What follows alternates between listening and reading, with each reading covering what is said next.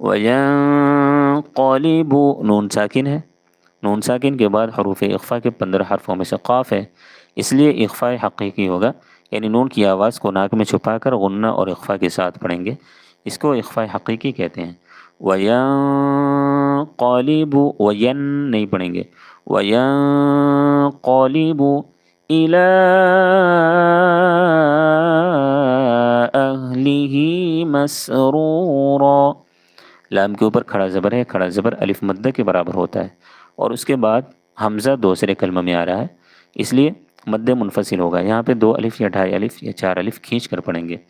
اہلی، حمزہ کو جب ہا سے ملائیں گے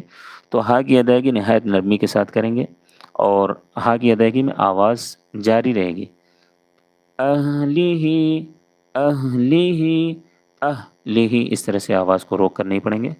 اہلہ مسرورا، سین کی ادائیگی میں سیٹی جیسی آواز نکالیں گے، را کو اوپر پڑھیں گے کیونکہ را کے اوپر پیش ہے، یعنی موٹا پڑھیں گے، واو ساکن سے پہلے پیش ہے اس لیے واو مدہ ہوگا، اس کو 1 الف کے بقدر کھینچیں گے، را کے اوپر 2 زبر کی تنوین ہے، 2 زبر